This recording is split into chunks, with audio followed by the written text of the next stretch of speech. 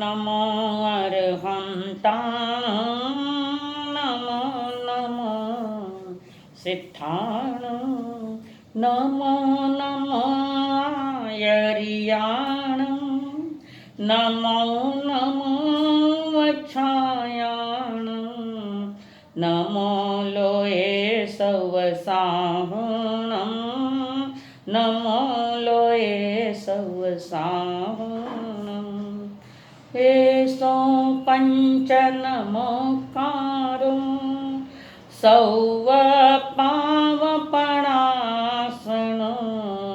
मंगलानंच सौवेसिं परमं हवै मंगलम्। पंच परमेष्टि को प्रणाम। प्रणाम करो परमात्मा स्वरूप सतगुरुदेव। देवानुप्रियो, संसार का खेल दो द्रव्यों से चल रहा है। इस संसार में, इस लोक में 6 द्रव्य है। धर्मास्तिकाय, अधर्मास्तिकाय, आकाशास्तिकाय, जीवास्तिकाय, पुद्गलास्तिकाय, काल द्रव्य। इन 6 द्रव्यों में बिगड़ना का खेल 2 द्रव्यों में चल रहा है, जीव और पुद्गल। जीव यानी जिसमें चेतना शक्ति है, ज्ञान दर्शन है, वो जीव है। और पुद्गल जिसमें वर्ण, गंध, रस, स्पर्श आदि। और पुद्गल द्रव्य जड़ है, जड़ द्रव्य है। ऐसे जड़ द्रव्य 5 है, अजीव द्रव्य 5 है। 5 में 4 का तो कोई लेना न कोई देना कुछ भी नहीं है। सिर्फ एक पुद्गल द्रव्य के साथ जीव का जो संबंध बनता है, पुद्गल द्रव्य लेकर जीव उसके साथ जो एक संबंध बनाता है, वो आसक्ति कहो, राग कहो, द्वेष कहो, अपना कहो, पराया कहो, ये सारी बातें। इस परद्रव्य अजीव द्रव्य जो रूपी है, जिसमें वर्ण गंध रस स्पर्श है, वो पुद्गल द्रव्य है। और उस पुद्गल द्रव्य के साथ जीव जब अपनी अज्ञानता में उसके साथ आसक्ति करता है, राग करता है, कभी मिला तो सुख मानता है, नहीं मिला तो दुख मानता है, आकुल व्याकुल होता है इस पुद्गल द्रव्य भौतिकवाद के लिए। तो ज्ञानी कहते बस यही हमारा अज्ञान है कि हम परद्रव्य के साथ अपनेपन का दावा करते हैं, मैं मेरा दावा करते हैं। प्रभु कहते हैं यही तो तुम्हारी दृष्टि गलत है। ये हमारी दृष्टि जो मिथ्या है, जो मेरा है ही नहीं, 3 काल में था नहीं, है नहीं, रहेगा नहीं, जिसको हम मिथ्या तो कहते हैं। भ्रांत धारणाएं, खोटी धारणाएं, मिथ्या धारणाएं जो पाल रखी है। तो ये मिथ्या धारणाएं हमारे भीतर में जो अनादि से है, इसके जड़ में कारण कौन है? ज्ञानी कहते हैं वो दर्शन मोकनिया, दृष्टि, देखने की दृष्टि सही है कि गलत है, इस पर निर्भर है। और ये दर्शन मोकनीय के कारण के साथ ये कार्य होता है कि हम सत्य को सत्य नहीं मान पा रहे, समझ नहीं पा रहे, हमारा दृष्टि का खेल है।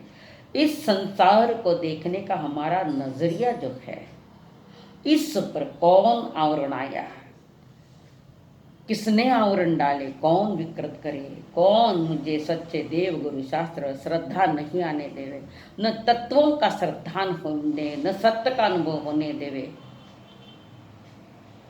तो ज्ञानी जन में कह रहे कि तत्व सिद्धांत में बाधा डालने वाला कौन, सुदेव सुगुरु सुधर्म से दूर करने वाला कौन है, कौन मेरे दृष्टि को विकृत करे, गलत करे, मिथ्याई करे। तो ज्ञानी जन कह रहे हितकारी तत्वों पर कौन सा विश्वास, कौन विश्वास नहीं होने देता, आत्म कल्याण के चर्चा में अरुचि कौन पैदा करे, वहाँ रुझान क्यों नहीं होता जो कल्याण के कारण है। संसार में इतना रुझान क्यों है? इसका कारण हमारा आत्मविश्वास कमज़ोर है। और वो कमज़ोर क्यों है, इसका कोई और कारण नहीं है, वो मेरा ही अपना कर्म, मेरी ही अपनी क्रिया, जिस क्रिया में मेरेपन का जहर घुल गया है, मैं और मेरापन का जहर घुला है।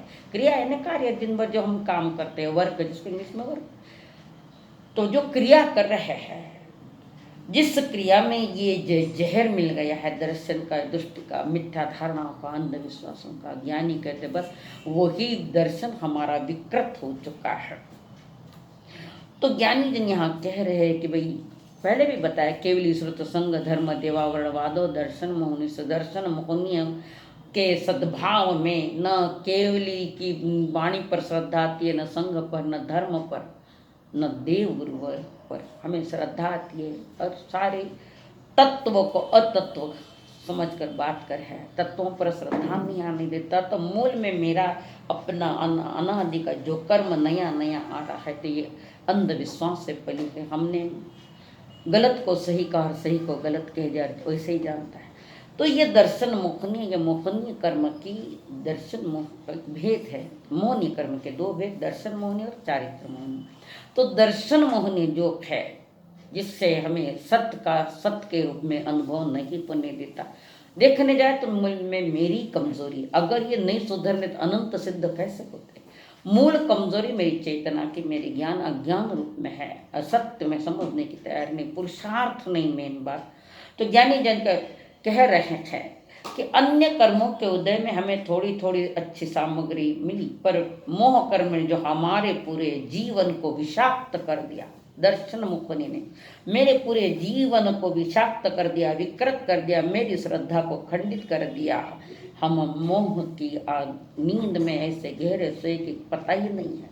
यानी जन कह रहे मोह नींद रे वश में सो गयो,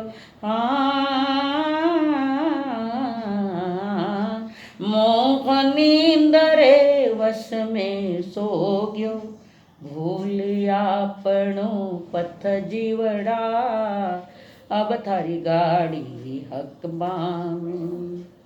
जग उठ रे, जग उठ रे, जग उठ रे मारा चतुर पावना, अब थारी गाड़ी हकबा में। ज्ञानी जन का जाग, मोह की नींद में, गहरी नींद। इस शरीर की नहीं, आत्मा की नींद है। शरीर की नींद तो कुछ घंटे के, पर आत्मा की नींद अनादि से है। प्रभु कह रहे एक अवसर आया, एक मौका आया, समझ इस दर्शन मोह को क्या कर रहा है। मेरी श्रद्धा को खंडित करने वाला, मेरे आचरण को बिगाड़ रहा है, वो कौन है? जहाँ मेरा हित, वहाँ मुझे सच्ची रुचि पैदा नहीं होने देती है। जो श्रद्धा का दिया नहीं जलने देवे, किन परिणाम ने हम इन कर्मों को मेरे साथ जोड़ दिया, ताकि ये दुष्कर्म पुनः न करूँ, ये परिणाम न करूँ वापस। इसको समझे बिना कर्म, कर्म सिद्धांत, कर्म के भेद प्रभेद, बंध के कारण उदय में क्या होता है, बंध में क्या होता है, निर्जना में कौन होता है। कर्म बिचारे कौन गत, भूल मेरी अधिकाई, अग्नि गण सहते लोहे की संगत पाई। तो कह रहे मेरे नजरिए को प्रभावित करने वाला, बिल्कुल विकृत करने वाला जो दर्शन मोह है, सारा खेल संसार में, सारा जो खेल है वो सारा दृष्टि का है।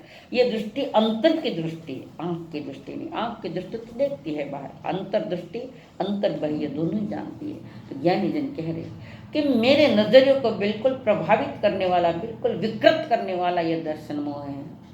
जैसा देखना चाहे वैसा दिखाई पड़ता है, पर जैसा है वैसा दिखाई नहीं पड़ता। और जैसा है वैसा देखने के लिए हमारी एक दर्शन की आंख चाहिए, कि वैसा देखने के लिए बहुत श्रद्धा की आंख और विवेक दृष्टि चाहिए। जब हमारा मन राग द्वेष युक्त होता है, मेरा नजरिया भी बिगड़ा हुआ है, आंख की, श्रद्धा की आंख भी हमारे पास अभी नहीं है, विवेक दृष्टि नहीं है, और जिसमें ये सारी चीजें पड़ जाती है, राग और द्वेष की, श्रद्धा के अश्रद्धा, मिथ्यात्व के साथ राग द्वेष, तब अनंत संसार खड़ा करने की हमारी तैयार है।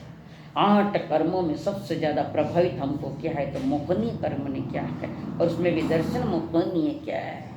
हमारे परिणाम में कभी खुशी न कभी ना खुशी हो, तो वस्तु भी वैसी ही दिखती है। कभी वस्तु अच्छी है और हमारा अंतरंग दुखी है, तो अच्छी वस्तु भी हमें बुरी दिखने लग जाती है। और अंतरंग दृष्टि हमारी सही है तो गलत चीज भी अच्छी दिखाई देने लगती है। ये हमारा एक नजरिया है। तो ज्ञानी जन कहते हैं कर्म के सद्भाव में दृष्टि विकृत हुई है। हम सारी दुनिया को देख पाते हैं पर स्वयं को देख नहीं पा रहे हैं। इसका वही कारण हमने अपना परिचय नहीं जाना है। जिसने अपना परिचय नहीं जाना, मेरा स्वभाव क्या है, मेरा परिचय क्या है, मेरा स्वरूप क्या है, मैं कौन हूँ, तो वो जो नहीं जानने देता है वो उसका नाम है वो मोह। तो दर्शन मोह की जो बात 2-3 दिन से कुछ चल रही है, तो कुछ बातें हमने मिथ्यात्व के लिए कुछ बातें रखी आपके सामने। जो 15 बातें रखी लगभग हमने, उस 15 बातों में कि भाई ये जो भेद है बताया था हमने। अभिग्रहिक मिथ्यात्व, अनाभिग्रहिक मिथ्यात्व, अभिनिवेशक मिथ्यात्व, सांशयिक मिथ्यात्व, अनाभोग मिथ्यात्व, लौकिक मिथ्यात्व, लोकोत्तर मिथ्यात्व, कुप्रावचनिक मिथ्यात्व, उणीयरीत, अधिकरीत, एकांतिक, विपरीत, अज्ञान, विनय मिथ्यात्व, अशातना मिथ्यात्व, अक्रिया मिथ्यात्व। यहाँ तक की चर्चा पीछे के जानकारी में दी है, आपके पास भेजी है। तो ज्ञानी जन कह रहे हैं कि ये जो प्रकार हो रहा है मिथ्यात्व का, तो जीव कितनी जगह भटक के अभी भी देव गुरु धर्म का स्वरूप उसके समझ में नहीं आया है। इसका मूल कारण देव गुरु धर्म का स्वरूप समझ में न आने का या रुचि न जागने का, न इच्छा होने का मूल कारण है हमारा मिथ्यात्व, झूठी मान्यताएं, अंधविश्वास। संसार के सारा खेल ही झूठ से ही चल रहा है। सत्य क्या है? जिन्होंने सत्य जाना है वो इसी संसार में सत्य जानकर सत्य में चले गए। हम ना भी सत्य मालूम नहीं है, क्या सच्चाई है, क्या सत्य है, क्या असर है, और ना इसका भेद हमें मालूम है। इतनी अज्ञान मिथ्यात्व के गहरे अंधकार में हम चले गए हैं तो पता नहीं कदम कदम प्रति समय ये बंद हो रहा, जीव भटक रहा है। भटकने की ऐसी आदत पड़ गई है कि हमें कुछ बुरा ही नहीं लगता, दुख झेलता रहेगा, रोता रहेगा, फिर भी सत्य जानन के तैयार नहीं। ये दुख क्यों आया, किस लिए आया, मैंने ऐसा क्या कर्म किया है जो आया है। तो 8 कर्मों का राजा जो मोहनीय कर्म जो दर्शन मोहनी है, महान खतरनाक है वो। इसी से तो हमारा सारा खेल बिगड़ रहा है। तो ज्ञानी जन कहते इसको समझने की चेष्टा करो। तो मैंने एक कथा सुनी थी कि यहूदी कथा है। एक फकीर किसी एक व्यक्ति से प्रभावित हुए, यहूदी फकीर था, और एक कुंभकार नहीं, मैं छाम देखो, जो यहूदी फकीर किसी एक व्यक्ति से प्रभावित होकर, किसी एक व्यक्ति की सेवा से प्रभावित होकर, उस यहूदी फकीर ने उस भक्त को एक गधा भेंट किया। गधा भेंट करने के बाद वो जो बंजारा था जिसको गधा भेंट किया था, वो बंजारा सोच रहा है आज गुरु अति प्रसन्न है, मुझे ये गधा भेंट किया। तो वो गधा लेकर वो बंजारा अब अपना कारोबार गधे पर कर रहा था। सारे सामान लाद कर एक गांव से दूसरे गांव जा सकता था, और उस गधे के कारण उसका व्यापार भी काफी बढ़ गया, बहुत बढ़ गया व्यापार। अपने कंधे पर इतना दूर ले जाना कठिन है, पर जब गधा आया तो सारा सामान उस पर लाद कर वो बंजारा अड़ोस पड़ोस के गांव में जाता और अपना व्यापार करता, व्यापार भी बढ़ गया। एक दिन ऐसे ही किसी समय वो गधा और बंजारा जा रहे थे, तो उस पर सामान लादा हुआ था। बीच रास्ते में कहीं गधा बीमार हो गया, गहरा बहुत बीमार हो गया। उस बंजारे ने उस गधे की बहुत सेवा की, उसको ठीक करने के लिए सारी दवाइयाँ दी, डॉक्टरों के पास ले गए, सब कुछ किया, परंतु उसकी सारी सेवा दवा पानी फैल गई। किसी एक यात्रा पर वो गधा मर गया। मरने के बाद अब उस बंजारे के उस गधे पर अत्यंत अनुराग, अत्यंत प्रेम, बहुत रोया वो गधा। अब बंजारा बहुत रोया, और उसकी याद में गांव के बाहर कहीं दूर उस बंजारे ने उस गधे की एक समाधि बनाई, कब्र बनाई, और रोज सवेरे जाता, उसकी पूजा पाठ करता, आरती करता, जो कुछ है भक्ति करता, दिए लगाता, अगरबत्तियाँ जलाता, प्रणाम करता। ऐसे कि उसका रोज का कार्यक्रम चल। उसे गधे की बहुत याद आती, कभी कभी बहुत याद, वहाँ जाकर बैठता, खूब रो लेता, खूब रहता गधे की याद में। ऐसे धीरे धीरे एक वो वहाँ पूजा कर रहा है, आरती कर रहा है, एक कोई व्यक्ति दूसरे गांव से उधर से आ रहा था, और वो उस वहाँ वो देखा, उसने दूर से उसे दिखाई दिया यहाँ कोई एक महान आत्मा की समाधि है, इसीलिए वो व्यक्ति पूजा कर रहा है, पाठ कर रहा है, अगरबत्तियाँ जला रहा है, दिए लगा रहा है, भोग लगा रहा है।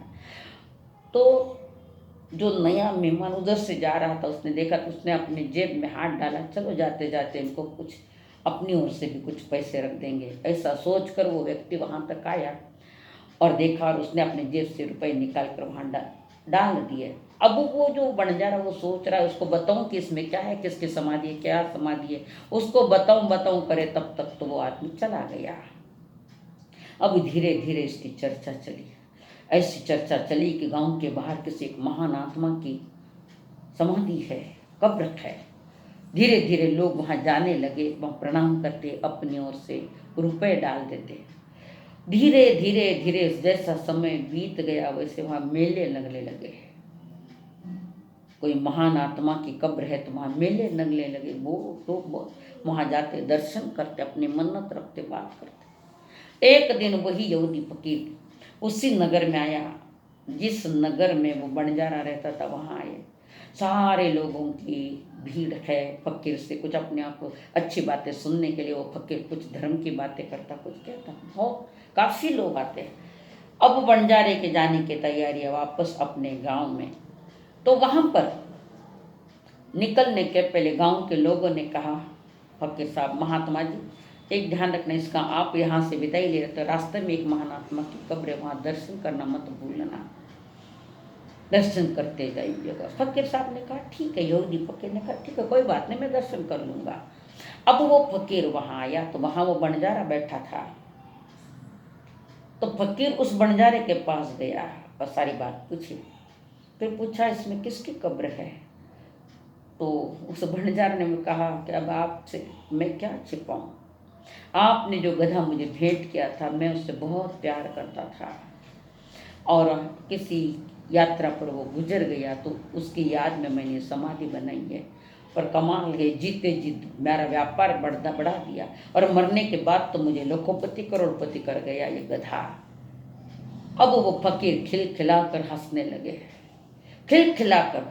बंजारा के कुछ ध्यान में नहीं, हंस रहे क्यों? बार बार बंजारा के हंस रहा है, जोर जोर से हंस रहा है। बंजारा पूछ रहा है। तब उस फकीर ने उस बंजारे को कहा, बंजारे यहाँ जिसकी कब्र है उसके माँ की कब्र मेरे वहाँ है, मेरा भी व्यापार बहुत अच्छा चल रहा है। धर्म के नाम पर ये अंधश्रद्धाएं हमने जो पाल रखी, कितनी अंधश्रद्धा में हम जा रहे हैं। सत्य को जानने की ना तैयारी है, ना रुचि है, ना प्रीति है।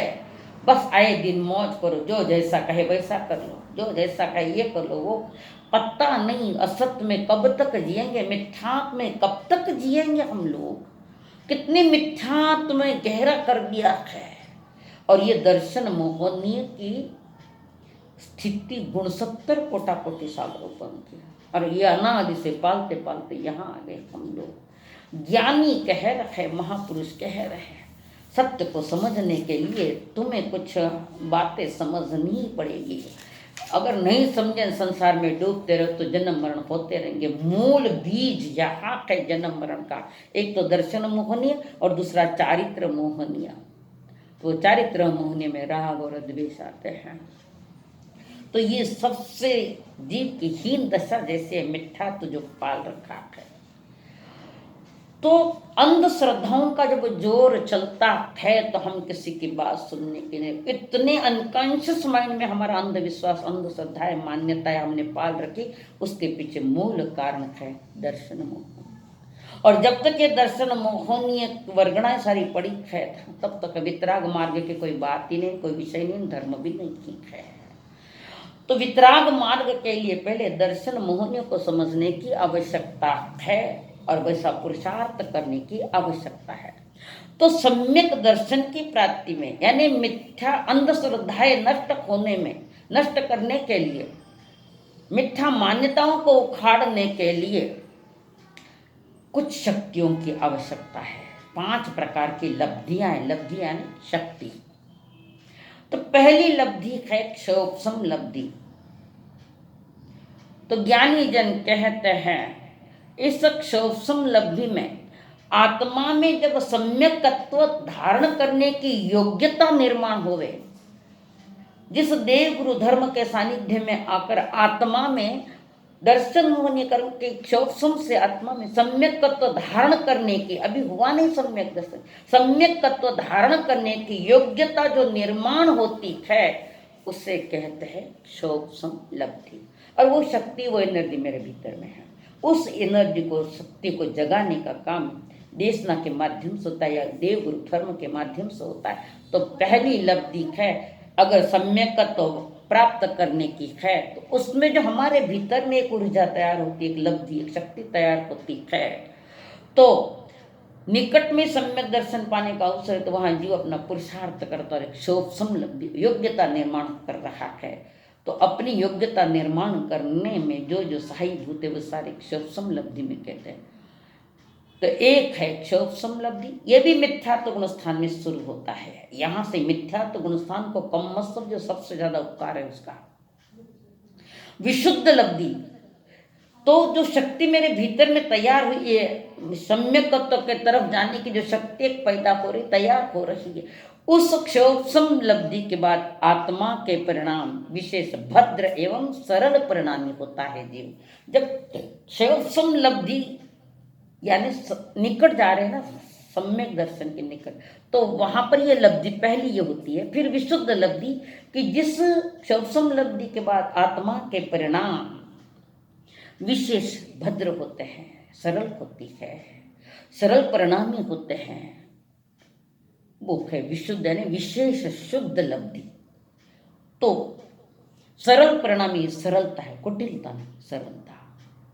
10 प्रकार की यति धर्म जानने के, तत्वों को जानने की बात आती है, रुचि पैदा हो रहे, कारण सम्यक तत्व का प्रकटीकरण जिसका नजीक आ रहा है। तो इस ऐसे ऐसे स्टेप बाय स्टेप आगे बढ़ता है, तो है विशुद्ध लब्धि। तीसरी है देशना लब्धि, गुरु उपदेश, शास्त्र श्रवण, सुनने समझने की क्षमता को, योग्यता को देशना लब्धि कहते हैं। तो हमने देव गुरु धर्म की जो वाणी सुनी है, गुरु उपदेश सुना है, परमात्मा की देशना सुनी है, ज्ञानी पुरुषों से हमने जो कुछ सुना है, सत्य को जाना, समझा और सुना भी है, तो उसमें जो सुनने की जो क्षमता जागी है, इच्छा जागी है, भाव हुए है, उसको कहते हैं देशना लब्धि। साधु संत जब प्रवचन करते उसको प्रवचन कहते हैं, भगवान के मुख से जो निकली उसको प्रवचन नहीं कहते, उसको कहते हैं देशना, जहाँ तत्व सिद्धांत तो सारी बातें समझाई जाती है, तो वो है देशना। सम्यक दर्शन के पूर्व की ये सारी तैयारियां हो रही है जीव की, तो वहाँ कहते हैं कि देशना लब्धि में गुरु द्वारा जो आगम अध्यात्म हमने सुन रहा है, शास्त्र श्रवण करने की, समझने की जो क्षमता हुई है, जो भाव आए हैं, वो देशना लब्धि है। तीसरी आगे चौथी नंबर की है प्रायोग्य लब्धि, सन्नीपना, पर्याप्तपना आदि कर्म के क्षोभसम से उत्पन्न हुई जीवन की योग्यता को प्रायोग्य। तो सम्यक दर्शन हेतु वो जीव सन्नी होनी चाहिए, वो जीव भवी होना चाहिए, भवी हो, सन्नी को, पंचेंद्रिय हो, ये चाहिए। तो सन्नी यानी जिसमें सोचने की योग्यता है। हम मनुष्य सन्नी है, देवता भी है, नारकी भी है, सन्नी तिरंज पंचेंद्र भी है, पर सबसे ज्यादा योग्यता जीव में है।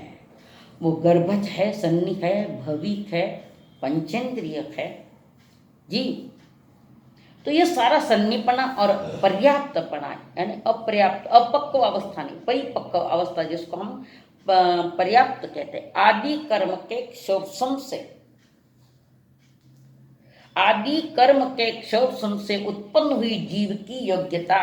कारण जब भी किसी को भी जो सम्यक दर्शन हुआ है वो निश्चित ही सन्नी जीव को हुआ है। तो तत्व सिद्धांत आदि सुनकर जब जीव उसमें मनन चिंतन अनुभवन करता है, उस पर बार बार सदा सदा सोचता है, सुनता है, पढ़ता है, ये सारे, तो ये जो शक्ति प्राप्त हुई है वो प्रायोग्य लब्धि है। अब आगे के 5 में है करण लब्धि। आत्मा के परिणाम को करण कहते हैं। करण, करण यानी परिणाम को हम करण कहते हैं। तो आत्मा के परिणाम को हम करण कहते हैं। वे परिणाम 3 प्रकार के हैं, यथा प्रवृत्ति करण, अपूर्व करण और अनिवृत्ति करण। प्रथम के जो 5 है वो शक्तियां हैं 5 प्रकार के। इस शक्ति से हमें प्रारंभ करना होगा और आगे आगे आगे आगे चलना पड़ेगा। तो उसमें 5 जो करण लब्धि है उसके भी 3 भेद है। एक यथा प्रवृत्तिकरण, अपूर्वकरण, अनिवृत्तिकरण। तो यथार्थ प्रवृत्तिकरण जो है, आयु कर्म के सिवाय 7 कर्मों की स्थिति अंतः कोटा कोटि, यानी अंत है कम, कोटा कोटि, कोट से कोट गुणा करो, कोटा कोटि सागरोपम से परिणाम रखकर बाकी स्थिति क्षय कर देने वाले संकित के अनुभव आत्मा के अध्यवसाय यानी परिणाम में विशेष को यथा प्रवृत्तिकरण कहते हैं। तो जब जो मोहनीय कर्म की 70 कोटा कोटि की जो स्थिति है, उत्कृष्ट स्थिति मोहनीय कर्म की, उसमें 69 कोटा कोटि स्थिति तो दर्शन मोह की है, 1 कोटा कोटि में चारित्र मोह की जाती है। जब जीव अपने दर्शन मोहनीय कर्म की 69 कोटा कोटि को उपशम क्षय करे, अक्षोपशम करे, जो कुछ भी करे है, तब वो सम्यक दर्शन की तैयारी है। सभी कर्म आयु आदि छोड़कर सभी कर्मों की स्थिति 1 कोटा कोटि, अंत कोटा कोटि स्थिति बाहिर है 7 कर्मों की, तब जीव संकित के निकट चले हैं। तो यथा प्रवृत्तिकरण ये कहते हैं कि जिस 69 कोटा कोटि सागरोपम से परिणाम रखकर बाकी स्थिति क्षय कर दे, एक कोटा कोटि स्थिति बाकी बचे और बाकी सब खत्म हो गई मोहनीय कर्म में, या तो उपशम हुई या क्षोपशम हुई है, जो कुछ भी हुई है। तो ये स्थिति जो कम हो रखी है और उसके जो संकेत के अनुभव आने चालू हो रखे हैं, उस आत्मा के उस अनुभव, आत्मा के जो अनुभव है या अध्यवसाय है, उस अध्यवसाय विशेष को यथा प्रवृत्ति, यथा जैसा चाहिए वैसा यह है। अनादिकालीन मिथ्यात्व जीव कर्मों की स्थिति को इस कारण में घटाते घटाते उसी प्रकार घटाता है जिस प्रकार नदी में पड़ा हुआ पत्थर घिसते घिसते घिसते घिसते गोल हो जाता है। इस करण वाला यानी इस परिणाम वाला जीव जो है कषाय की गांठ मंद करता है, कमजोर करता है। अभी ये कषाय जो हमारे चारित्र मोहनी की जो 16 प्रकृतियां हैं उसमें अनंतानुबंधी कषाय को घटाता हुआ, मिटाता हुआ आगे बढ़ता है। तो कषाय की मंदता भी यहाँ आवश्यक है। तो ये जो है इस करण वाला यथा प्रवृत्ति करण वाला जीव कषाय की गांठें मंद करता, उस गांठ को भेद नहीं कर सके, इस कारण वहां तक तो अभवी भी पहुंच सके। सभी वहां तक पहुंचते पर सभी गांठ तोड़ेंगे ये नियम नहीं है। जो सम्यक पराक्रमी पुरुषार्थी तत्व का ज्ञाता है वो पुरुषार्थ करेगा। या भवी अभवी दोनों ही आते। भवी और अभवी ये जीव के गुण है। जिस जीव के भीतर में अभव्यत्व गुण है, यानी मोक्ष जाने की योग्यता नहीं है, तो जिसके भीतर में अभव्यत्व गुण है वो अभविक है। और जिसके भीतर में भव्यत्व गुण है, यानी कुछ फ्यूचर है, उसका भविष्य, उज्ज्वल भविष्य, मोक्ष जाने की योग्यता रखता है, वो भवी जीव है। अब भवी में भी पुनः 2 भेद है, एक दुर्भविक है और एक भविक है। अब जो दुर्भवी जो है जिसमें मोक्ष जाने की योग्यता है, शक्ति है, भव्यत्व गुण है, परंतु 3 काल में भी उसे देव गुरु धर्म का सानिध्य नहीं मिलता, ये दुर्भाग्य कहते हैं। अभवी है वो तो अभागिक है, और जो दुर्भविक है वो तो और अभागा कि शक्ति होते हुए भी देव गुरु धर्म का सान्निध्य 3 काल में नहीं मिलेगा, संसार में भटकते रहेगा। अब देखो, अब हम कहाँ आए हैं, और भव्यत्व जिसमें मोक्ष जाने की योग्यता भी है और पुरुषार्थ करके मोक्ष जाता है। तो अभवी जीव बांझड़ी बाई के समान है, योग्यता होते हुए भी पुत्र प्राप्ति नहीं होती। और दुर्भवी वो है जिसे बाल उम्र में विधवा हो गई है, पुत्र प्राप्ति की योग्यता है पर पति का वियोग हो गया है। और तीसरा है भवी, जिसमें पुत्र प्राप्ति की योग्यता भी है, सकुशल है पति पत्नी, और जो बच्चे को जन्म देती। तो यहाँ भवी अपने सम्यक दर्शन को जन्म देने का पुरुषार्थ कर रहा है। तो ज्ञानी जन कहते हैं जैसे जैसे कषायों की मंदता आएगी वैसा वैसा जीव आगे बढ़ता हुआ सम्यक दर्शन को प्राप्त कर सकता है। यहाँ तक ये 5 लब्धियाँ और साथ में यथा प्रवृत्तिकरण जो है, यहाँ तक भवी अभवी के परिणाम आ सकते हैं, अभवी भी यहाँ तक आ सके, पर इसके आगे उसकी योग्यता नहीं। उसके आगे जिसकी योग्यता है उसकी चर्चा यथा समय आपके सामने करेंगे। बोलिए भगवान महावीर स्वामी जय हो।